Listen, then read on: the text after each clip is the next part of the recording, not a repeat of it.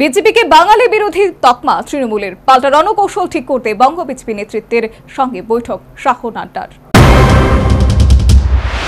দেশের বিভিন্ন বিজেপি শাসিত রাজ্যে বেআইনি অনুপ্রবেশের বিরুদ্ধে পুলিশের পদক্ষেপে অনেক সময় হেনস্থার শিকার হচ্ছেন পশ্চিমবঙ্গের বাঙালিরা।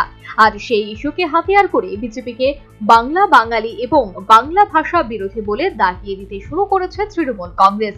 2026 সালের বিধানসভা নির্বাচনে এই ইস্যুকে যে তৃণমূল ইতিমধ্যেই 2026-এর বিধানসভা নির্বাচনে হাতিয়ার করে ফেলেছে, এই পরিস্থিতিতে তৃণমূলের পাল্টা রণকৌশল ঠিক করতে দিল্লিতে বঙ্গ বিজেপির নেতৃত্বের সঙ্গে বৈঠকে বসলেন কেন্দ্রীয় স্বরাষ্ট্রমন্ত্রী অমিত শাহ এবং বিজেপির সর্বভারতীয় সভাপতি জেপি নাড্ডা।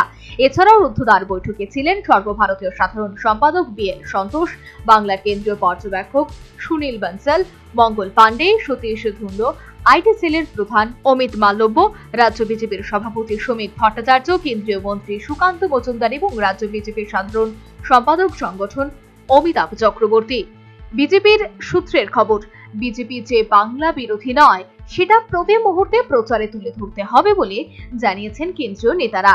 21-এর নির্বাচনে তৃণমূল বহিরাগত তত্ত্বের সুযোগ পেয়েছিল, সেরকম এবার যাতে না হয় তা বঙ্গ বিজেপিকে সতর্ক করেছে শীর্ষ নেতৃত্ব। আরো জানা গিয়েছে, বৈঠকে মূলত 3 দফা পদক্ষেপ ঠিক করে দিয়েছে শীর্ষ নেতৃত্ব। বলা হয়েছে, তৃণমূলের বক্তব্যের পাল্টা নেগেটিভ তৈরি করে প্রচারে নামতে হবে বিজেপির রাজ্য নেতৃত্বকে। একই সঙ্গে সিএএ নিয়েও ক্যাম্প করে মানুষের পাশে থাকতে হবে। একই সঙ্গে যেসব বুথে বিজেপি খুব অল্প ভোটে হেরেছে সেসব বুথে এখনো কেন বুথ কমিটি তৈরি করা যায়নি সে বিষয়ে গুরুত্ব দিয়ে দেখতে বলেছে কেন্দ্রীয় নেতৃত্বরা।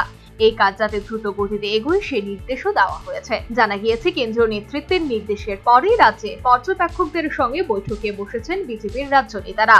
বৈঠক করা হয় জেলা সভাপতিদের সঙ্গেও। সূত্রের খবর, রাজ্য জুড়ে তিরঙ্গা যাত্রা করার কর্মসূচি নিয়েছে বিজেপি নেতৃত্ব। অর্থাৎ তৃণমূলের মোকাবেলায় রীতিমতো আটঘাট বেঁধে এবার রাজ্য বিজেপির নেতৃত্বকে পথে নামাতে চাইছে কেন্দ্রীয় নেতৃত্বরা। কার্যত বাংলার মাটিতে 1 ইঞ্চি জমি ছাড়তে নারাজ গেরুয়া শিবির। Bureau report, News vanguard.